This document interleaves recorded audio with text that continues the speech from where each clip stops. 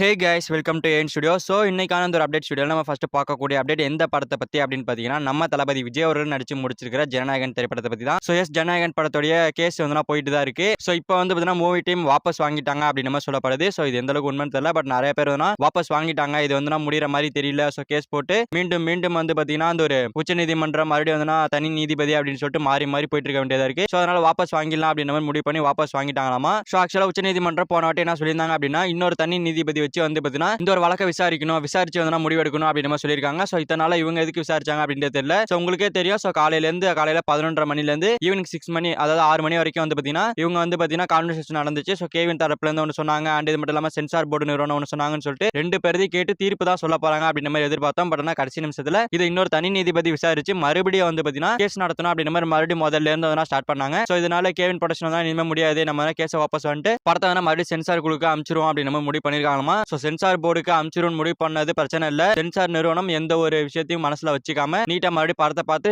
கொஞ்சமா கட் பண்ணி வந்தனா படத்தை கொடுத்துட்டாங்க அப்படின்னா சந்தோஷம் தான். பட் இல்லனா எங்க மேலே கேஸ் போறீங்களா, இருங்க நிறைய சீனை கட் பண்ணி விடுறோம்னு சொல்லிட்டு இருக்கிற கோவத்தை ஃபுல்லா வச்சு படத்தை ஏதாவது சொதப்பி விட்டாங்க அப்படின்னா கண்டிப்பா அது வந்து ஃபேன்ஸோட டிசப்பாயின்மெண்ட் தான். ஸோ இந்த ஒரு விஷயத்துக்காக தளபதி விஜய் அவர்கள் ஒரு விஷயத்தை சொல்லியிருக்காரு. அதாவது வந்து NDTVக்கு அவர் வந்து இன்டர்வியூ கொடுத்திருக்காரு. ஸோ அதுல வந்து பாத்தீங்கன்னா இந்த ஜனநாயகன் படம் வராதுன்னு எனக்கு தெரியும், இந்த படத்தை வரவிடாம பண்ணுவாங்க. ஸோ அதுக்கு நான் தயாரா தான் இருந்தேன். பட் ஆனா ப்ரொடியூசர் நினைச்சாதான் கொஞ்சம் கவலையா இருக்கு. ஸோ அவர் தான் கொஞ்சம் பாவம், அவருக்காக இந்த இடத்துல வருந்துறேன் அப்படின்ற மாதிரி அவர் சொல்லியிருக்காரு. ஸோ ஆல்ரெடி அவர் வந்து ரெடியா தான் இருந்திருக்காரு. ஸோ நமக்கு தெரிஞ்ச விஷயம் தான், வரவிட மாட்டாங்கன்னு. பட் இப்படி ஒரு இஷ்யூ கொடுப்பாங்க அப்படின்றது தெரியாது. ஸோ இந்த அளவுக்கு இதெல்லாம் இழுத்து அடிச்சிட்டு இருக்கு. ஸோ படத்துடைய கேஸ் வந்து வாபஸ் வாங்கிட்டாங்க கோர்ட்ல இருந்து. இனிமே என்ன நடக்குது அப்படின்றத வெயிட் பண்ணி தான் பார்க்கணும். ஸோ இன்னும் இந்த ஒரு மூவ்மே இல்லாம சோசியல் மீடியாஸ்ல அமைதியா இருக்கு அப்படின்னு தான் சொல்லணும். சென்சார் கிடைச்சிருச்சு அப்படின்னா உடனே வந்து பாத்தீங்கன்னா படத்தை உடனே ரிலீஸ் பண்ற ஒரு முடிவுல தான் கேவின் ப்ரொடக்ஷன் இருக்காங்க. ஸோ சென்சார் இன்னைக்கு கிடைச்சிச்சு அப்படின்னா இந்த 2 நாளே படத்தை ரிலீஸ் பண்ற மாதிரி பிளான் பண்ணி வச்சிருக்காங்க. இது மட்டும் இல்லாம டிஸ்ட்ரிபியூட்டருக்குலாம் வேற பணத்தை ரிட்டர்ன் பண்ணி படத்தை வந்து திருப்பி வாங்கிட்டாங்க அப்படின்னு தான் சொல்லணும். ஸோ இதனால படம் வந்து எலெக்ஷன் முடிஞ்சு வருதுன்னே வச்சுக்கலாம். ஸோ வெயிட் பண்ணி பார்ப்போம் என்னதான் நடக்குது அப்படின்னு சொல்லிட்டு.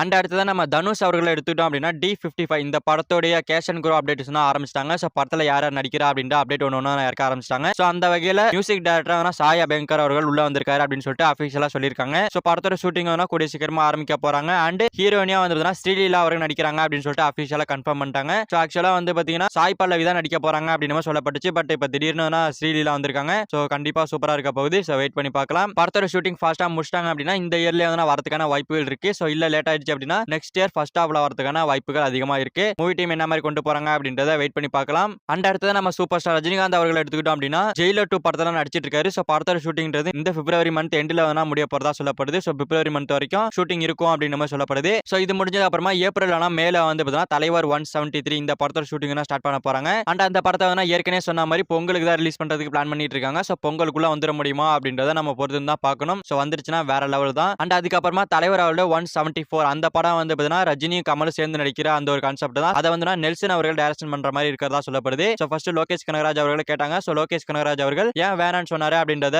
லோகேஷ் கனகராஜ் அவர்களே சொல்லியிருந்தாரு. அந்த படத்துல வந்து பார்த்தீங்கன்னா ஒரு நார்மல் டைப்பா கேட்டாங்க. சோ ஒரு கமர்ஷியல் படம் மாதிரி வந்து ஆக்ஷன் எமோஷனல் சொல்லிட்டு கேட்டாங்க. பட் எனக்கு வந்து ஆக்ஷனா தான் எழுத வரும். சோ அதனால நான் வெளில வந்துட்டேன் அப்படின்னு லோகேஷ் கனகராஜ் அவர்கள் சொன்னாரு. சோ அதனால இப்ப நெல்சன் அவர்களை உள்ள இழுத்துக்கிறதா சொல்லப்படுது. சோ நெல்சன் அவர்கள் ரஜினி கமலி 2 பேரும் வச்சு பண்ண போறாரு. சோ அதுக்கான அனௌன்ஸ்மெண்ட்ன்றது கூடிய சீக்கிரமா வரும். இல்லனா நெக்ஸ்ட் இயர் பொங்கலுக்கு வரதுக்கான வாய்ப்புகள் அதிகமா இருக்குது. வெயிட் பண்ணி பார்க்கலாம் அதையும். அண்ட் அதுக்கப்புறமா நம்ம ரஜினிகாந்த் அவர்கள் 175 அந்த படம் வந்து கண்டிப்பா படைப்பா 2 தான் இருக்கும் அப்படின்னு நம்ம சொல்லப்படுது. சோ அந்த ஒரு படத்தை நம்ம ஐஸ்வர்யா ரஜினிகாந்த் அவர்கள் அவங்க தான் டைரக்ஷன் பண்ண போறாங்க அப்படின்னு மாதிரி சொல்லப்பட்டு இருக்கு. சோ ஸ்டோரி ரைட்டிங்லாம் வேற போயிட்டு இருக்கு. சோ படையப்பா 2 எப்படி வர போகுதுன்னு தெரியல. சோ அதுவே நம்ம ரஜினிகாந்த் அவர்களுக்கு கடைசி படமா இருக்கலாம். இல்ல அப்படின்னா வேற ஒரு படம் பண்றதுக்கான வாய்ப்புகளும் அதிகமாக இருக்குது. சோ தலைவர் 175 வரைக்கும் இப்போ வந்து பாத்தீங்கன்னா நியூஸ் கன்ஃபார்ம் ஆயிட்டு இருக்கு. சோ வெயிட் பண்ணி பார்க்கலாம் ரஜினிகாந்த் அவர்கள் நெக்ஸ்ட் நடிக்கிறாரா அப்படின்றத வெயிட் பண்ணி பார்க்கலாம். அண்ட் அடுத்து நம்ம சூர்யா அவர்களை எடுத்துக்கிட்டோம் அப்படின்னா இந்த மாசம் பிப்ரவரி மாசம் சோ கண்டிப்பா வந்து கருப்பு படத்தோட அப்டேட்ஸ் வந்து ஸ்டார்ட் ஆயிடும். சோ ஜனவரி மந்த் எண்ட்லயே வந்து செகண்ட் சிங்கிள் வரும் அப்படின்னு சொல்லிட்டு எதிர்பார்த்தோம். ஏன்னா RJ பாலாஜி அவர்கள் பொங்கலுக்கு ஒரு அப்டேட் கொடுத்திருந்தாரு. இந்த மாதிரி கருப்பு படத்தோட செகண்ட் சிங்கிள் வருது, கூடிய சீக்கிரமா அதிலேயே வந்து பாத்தீங்கன்னா ரிலீஸ் டேட் மென்ஷன் பண்ணி வரும் அப்படின்னு சொல்லியிருந்தாரு. சோ அந்த வகையில இந்த மந்த்ல கண்டிப்பான செகண்ட் சிங்கிள் எதிர்பார்க்கலாம் வித் ரிலீஸ் டேட்டோட எதிர்பார்க்கலாம். சோ கருப்பு படத்தோட மியூசிக் டைரக்டர் சாய் அபியங்கர் அவர்கள் அபிஷியலா ஒரு ட்வீட் ஒன்று போட்டிருக்காரு. சோ என்ன அப்படின்னா